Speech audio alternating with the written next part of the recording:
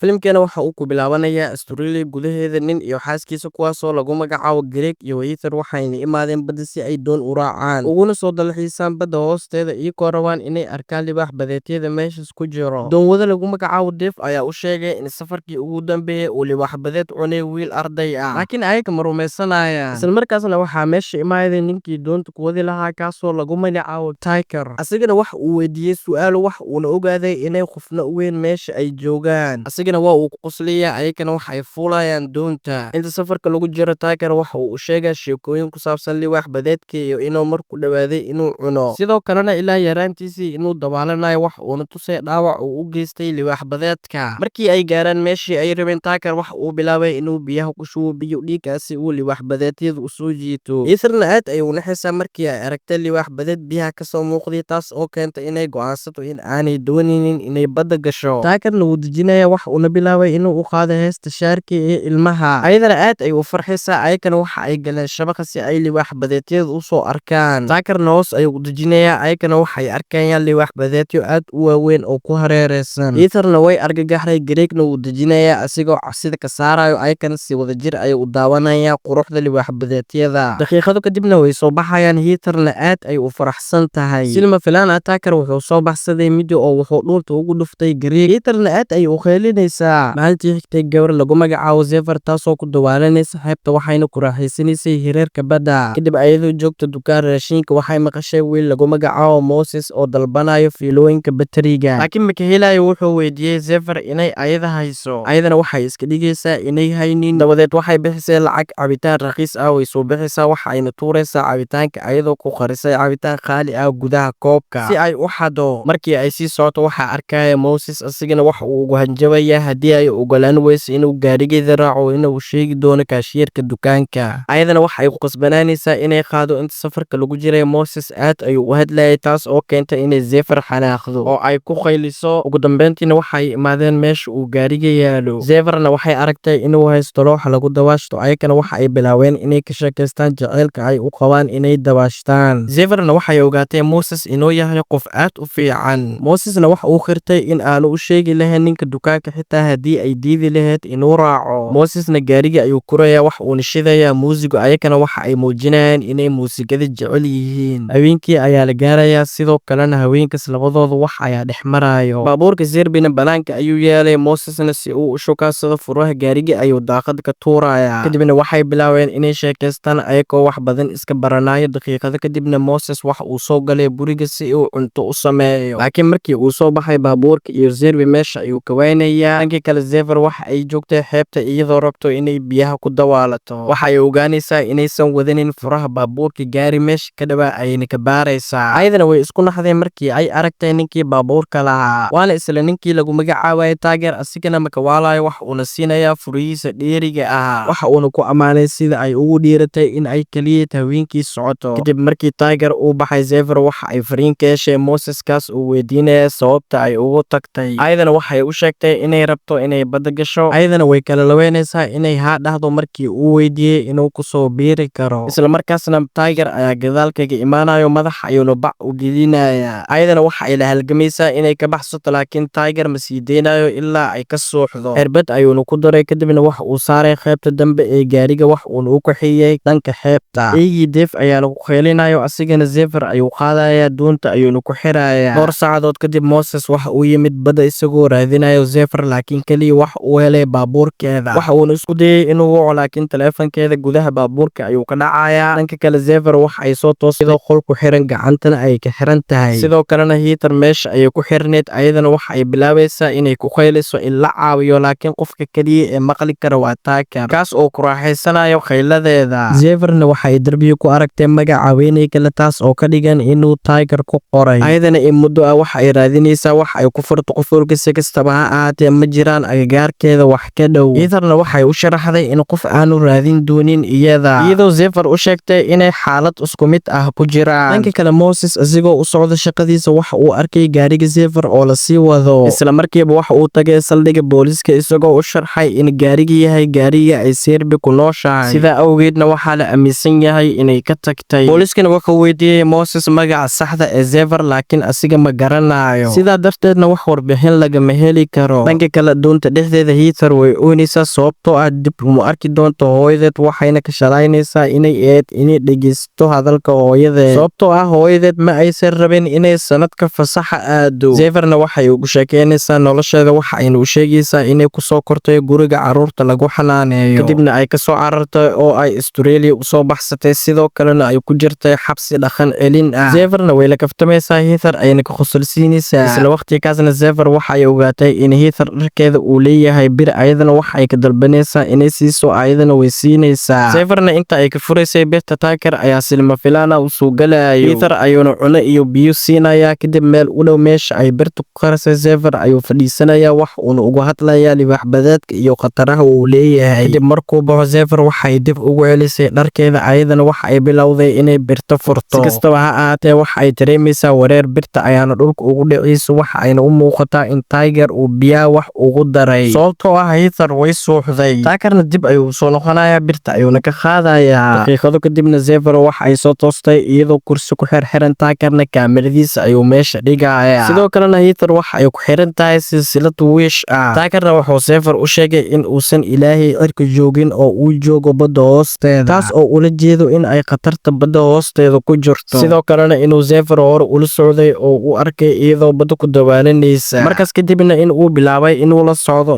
dhaqdhaqaaqeeda kadibna Heather timaheeda qaar ka mid ah ayuu jarayaa ayadana aad ayuu cabsanaysaa asigoo ka hadla libaax-badeedka iyo waxyaalo ayada cabsi gelinaya kadib silma filaan ah ayuu wiishka u dhaqaajinayaa Heather ayuuna si tartiib biyaha hoos ugu dhigayaa jirkeeda kala barna biyaha ayuu gelinayaa si uu u duraaxaysto cabsida iyo sidii libaax-badeedka uu cunayo. Libaax-badeedka ayaa imaanaya si ay u cunaan. Zeverna waxay bilowday khiilo ayadoo cabsanaysa waxayna arkaysaa Heather oo horteeda lagu cunayo. Tuckerna Zever ayuu kaamirada kusoo aadinaya asigoo ugu yeeray inuu yahay bandhiga ugu fiican adduunka. Kadib Zever markii lagu soo celiyo qolka waxay aragtay magaca darbiga ku qoran waxa ayna bilowday inay tirtirto. Ayadana way yaabtay markii ay aragtay magacyo badan oo meesha ku qoran. Isla xilligaasna Tucker khamri ayuu iska cawaayay waa uuna iska baashaalay. Kadibna timihii uu ka jaray Heather meel ayuu gelinayaa sanduuq ayuu sii gelinayaa. Arkana waxaan arkaynaa sanduuqa inay ku jiraan timo aad u badan taas oo la micno waa inuu dad badan horey u dilay. Kadibna cajalad cusub ayuu soo qabsanayaa magaca Zever ayuuna ku qorayaa. Dhanka kale Heather jirkeeda qayb ka mid ah badda ayuu dul sabeynayaa maalintii xigtay Moses wax uu aadaa badda si uu u dawaasho laakiin ma awoodo inuu xoog saaro sababtoo ah wax uu ka fikiraya Zever asigana dhagxaanta badda wax uu ka helay sabuurad jabtay wax uuna u maleeyay inay shil gashay iyo in kale. Dhanka kale Tucker waxa uu cunto u keenay Zever taas oo cuntada darbeysay waxa ayna caynaysaa Tucker asigana waxa uu isku dayay inuu wax fahamsiiyo asigoo uu sheegayo inay caadi tahay in libaax-badeedyada ay dadka cunaan waxa uu sameynayaan inaysan khalad ahayn laakiin Zever way sii caynaysaa ayadoo ku tilmaamtay inuu isku maleeyo ugaarsada xoog badan laakiin inuu yahay qof aad u xun. Hadalkaasina waxa ay dhaawacaysaa maskaxdiisa sidaa darteed meesha ayuu ka tagayaa isla markaana Zerbi waxa ay ogaanaysaa in baaldiga digirta uu leeyahay gacanta ayna jebinaysaa. Fiidkiina Tucker waxa uu cunayaa cunto isagoo daawanaya fiidiyoyadii uu duubay dabadeed waxa uu isku darayaa xoogaa daawo ah si uu ugu duro Zever. Markuu qolka soo galay inta uusan ku durin Zever waxa ay qoorta kaga budaysaa gacankii baaldiga sariirta ayuuna madaxa ku dhufsanayaa dhulka ayuuna ku dhacayaa Zeverna furaha ayay ka qaadanaysaa laakiin Tucker ayaa soo kacaya wax uuna isku dayayaa inuu qabto Zeverna way ka cararaysaa albaabka ayayna isku dayaysaa inay ku xirto laakiin Tucker ayaa albaabka qabanaya Zeverna mar kale ay cararaysaa jaranjarada ayadoo maraysa Tucker ayaa lugta ka qabanayo cirbada ayuuna ku durayaa ayadana lugta ayuu ku dhufanaysaa qolka kontaroolka ayayna u cararaysaa waxayna isku dayaysaa inay raadiyaa caawinaad ka dalbato laakiin qofna kama jawaabayso waxayna arkaysaa markab dalxiis oo iyada u dhow waxay aadaysaa sagxadda dushiisa waxayna bilowday inay u qayliso iyadoo dalbanayso caawinaad laakiin ayaga muusiga aad u dheer ayaa u shidhnay taas oo keento inaysan maqlin isla markaana Tucker ayaa soo muuqanayo isagoo midi wato Zeverna kaamirada ayay qabsanaysaa biyaha ayayna ku tuuraysaa asigana kaamirada ayuu ku mashquulayaa Zeverna fursadaas ayay ka faa'iidaysanaysaa badda ayayna isku tuuraysaa ayadoo dawaalanaysa laakiin daawadii wurdada ayaa saameynayso ayadana way suuxaysaa Tuckerna bir ayuu ku soo jiidayaa. Maalintii xigtay waxaan arkaynaa booliska oo bilaabay raadinta Zever Mosesna isagoo daawanaya howsha ka socoto xeebta waxa ku soo dhacday fikrad waxa uuna furay app lagu magacaabo Wavewatch kaas oo tusinaya muuqaalada tooska ee dadka surfinka sameeya waxa uuna ka baaray wixii habeenkii dhacay wuxuuna arkay gaari xamuul oo meesha marayo kaas oo Zever wato u suuraminaya waxa uuna ka arkaya calaamad ay ku qoran tahay waayo aragnimo Tucker ayuuna wuxuu ka raadinayaa shirkad online online ah isla markaana Tiger uu soo baxay si uu sahay u soo gato. Zeverna waxay ku soo toostay iyadoo isla qolkii lagu soo celiyay waxayna bilowday inay ku qayliso caawinaad. Laakiin ayada afka ayaa ka xirnaa. Isla markaana Moses waxa uu helay number oo u wacay doonta laakiin Tiger ma joogin sidaa darteed fariin ayuu u reebayaa. Dhanka kale Tiger waxa uu joogay supermarket-ka si uu u iibsado kaamirada cusub. Markii uu soo baxona taraafikada ayuu jump u galayaa. Inta uu meesha joogayna wax uu arkayaa gabar aad u qurxan oo wadada maraysa taas oo laga yaabo in uu soo afduubto. Dhanka kale Moses waxa uu helay ciwaanka doonta wax uuna soo aaday dhanka doonta markii uu imaaday wax uu garaacay albaabka laakiin qofna uma jawaabayso. Moses waxa uu ku sigtay inuu baxo laakiin waxa uu maqlay cod daciif ah oo ka soo baxaya doonta. Asigana daaqada ayuu jibinayaa si uu gudaha u galo isagoo bir gacanta ku wato. Si tartiib ayuuna u soconayaa isagoo raacayo qaylada ilaa uu ka helay qolka Zever ay ku jirto. Zeverna sharootada ayuu afkeeda ka furayaa. Zeverna waxay u sheegtay inuu waco booliska iyo in uu raadiyo wax uu fulka ku jibiyo. Asigana waxa uu soo baxay isagoo wacaya booliska silima filaan ah Tiger ayuu ku dhacayaa. Asigana waxa uu isku dayay inuu Australia laakiin Tiger ayaa ka awood badnaa wuu garaacaya taleefanka ayuuna ka tuuraya inta uusan la hadnin booliska. Mosesna dhulka ayaa lagu tuuraya asigana mobilka ayuu qabsanaya si uu caawinaad u dalbado laakiin Tiger bir ayuu dusha kaga mudaya. Wajiga ayuuna kalaadaya mobilka ayuuna ka tuuraya. Inta uusan dilinna Moses bac ayuu wajiga kaga dhufanaya Tigerna dhulka ayuu ku dhacaya. Mosesna birta ayuu ku ceejinaya isagoo ku dhow inuu dilo Dave ayaa meesha ka soo muuqanaya Moses ayuuna madax ku dhufanaya isagoo u maleeya in uu tuug yahay. Dave waxa uu maqlay kheelada Zever codkeeda ayuuna raacaya. Si kastaba ha ahaatee Tiger ayaa soo kacayo isagoo madaxa kaga dhuftay jilaabka. Eygii Dave ayaana meesha joogay asigana waxa uu bilaabay inuu khayliyo. Tigerna wuu ku khaylinaya eygana meesha ayuu ka cararaya. Kadib markii uu xiray albaabka qolka gabadha waxa uu go'aansaday inuu aado jasiirad lagu magacaabo Haman Scholars. Daqiiqado kadibna Moses waxa uu soo toosay isagoo u xiran sida server oo kale. Mosesna waxa uu weydiiyay Zever sababta ay ugu carartay haweenkii kadib markii ay wax dhex mareen. Ayadana waxay ugu jawaabaysaa inay u baxday dawaasha darteeda. Si kastaba ha ahaatee Moses uu dareemay inay ka baqayso xiriirka. Laakiin wuxuu u sheegay inuu ku jecel yahay wax walba oo ay tahay. Isla markaasna doonta ayaa istaagtay Tigerna qolka ayuu soo galay si uu Moses u saaro. Mosesna waxa uu soo toosay isagoo xirxiran. Zeverna waxa ay ku xirneed kursiga waxa ayna Tiger weydiisatay inuu u naxariisto. Laakiin hadalkeeda uu iska inatiray Tigerna waxa uu dhaqaajiyay wiishka isagoo Moses u qaaday dhanka biyaha. Halkaas oo uu libax badeedku ku sugayo Zever oo Kusa ayaa weydiisatay inuu ayada qaado halkii uu ka qaadi lahaa Moses. Laakiin Tiger wuu ku jeesjeesay hawshiisa ayuuna sii watay. Markuu biyaha geliyo Tiger waxa uu bilaabay inuu ku duubto kaamiradiisa. Halka Zever Moses u sheegtay inuusan dhaqaaqin Mosesna wuu isdejinaya isagoo aan wax dhaqdhaqaaq ah muujinaynin. Libax badeedyadana way ka tagayaan Tigerna dib ayuu soo celinaya Moses. Dhowr jeer ayuuna mid ku dhufanaya mar kale ayuuna kor u qaadaya. Dhiigiisana biyaha ayuu ku dhacayaan taas oo keentay in libax badeedyada dib u soo noqdaan. Isla markaasna helicopter raadinaya Zever ayaa meel fog ka soo muuqday. Sidaa darteedna Tiger qorshiisa dib ayuu u dhigayaa qolka ayuuna ku soo celinaya. Zeverna waxa ay ka welwelsan tahay in Moses uu dhinto dhiigbax dartiisa. Sidaa darteedna waxa ay qaadatay go'aan adag waxa ayna bilowday inay suulkeeda jibiso si ay jeebada ugu baxsato. Inta aysan gacanta ka bixinin Tiger ayaa soo galaya cunta ayuuna u keenayaa koor inta uusan bixin Zever waxa uu sheegayaa inay tahay libax badeed sida asiga oo kale. Kadib Zever waxay isku dayday inay ka soo saarto gacanta meesha laakiin weli ma awoodo. Iyadoo aanay arag doorasho kale waxa ay bilowday inay suulkeeda afka ku gooyso. Isla habeenkaas Tiger waxa uu diyaariyay daawada hurdada wuxuuna soo galay qolka. Laakiin kaliya waxa uu ku arkay sariirta Zever oo faaruq ah iyo suulkeeda oo meesha saaran waxa ayna ku dhuumanaysay albaabka gadaashiisa. Way soo baxaysaa albaabka ayayna kor kaga xiraysaa. Qolka kontaroolka ayna u cararaysaa iyadoo bilowday inay doonta ka hayso. Tigerna waxa uu furayaa dilaac meesha ku yaalo si uu meesha ugu baxsado. Si degdeg ah korontada ayuu jarayaa taas oo keenta in ay doonta istaagto. Dabadeed Zever waxay aragtay jasiirad u dhow oo ay nalalka shidan yihiin. Waxayna heshay holac badbaadada markuu Tiger uu soo dhawaado holac ayay ku shidaysaa jikada ayayna ku cararaysaa. Kor ayayna kaga soo xiraysaa miiska ayayna fuulaysaa miyaarada kor ayayna jibinaysaa. Markii ay ku dhowdahay inay baxsato Tiger ayaa soo galayo ayadana dib ayuu soo celinaya. Labadoodan dhulka ayuu ku dhacayaa Zeverna waxa ay helaysaa digsi inta uusan dilinna way isdifaacaysaa meesha ayayna ka cararaysaa. Tigerna waxa uu koray sagxada waxa uuna daaray iftiin si uu u helo. Zeverna biyaha ayay ku dabaalanaysaa si ay u gaarto jasiiradda. Tigerna doon yar ayuu kasoo daba qaadanayaa markii ay gaarto xeebta Tiger ayaa soo booday oo garaacay. Dib ayuuna u soo celinayaa. Mosesna markii uu soo toosay waxaa lagu xiray kursigii ay Zever ku xirneen. Zeverna waxa ay kala talaadaa badda dusheeda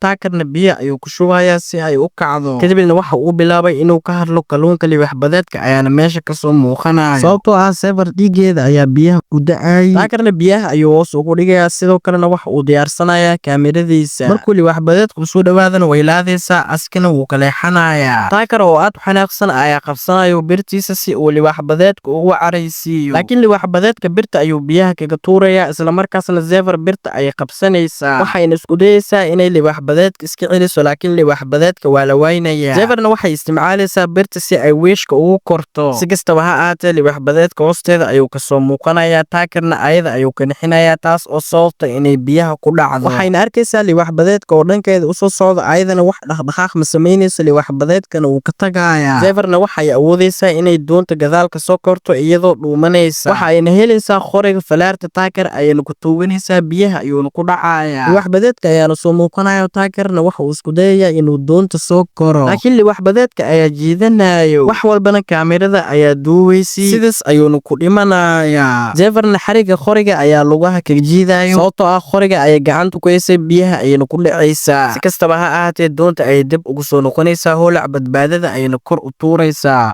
filimkeenan waxa uu dhammaanaya adigoo muuqaalka laag saaraya youtube-keenana kusoo biiray si ay ku soo gaaraan muuqaalada cusub aan soo dhigi doono. waa inoo muuqaalkan iyo muuqaalada xigo. maca asalaama.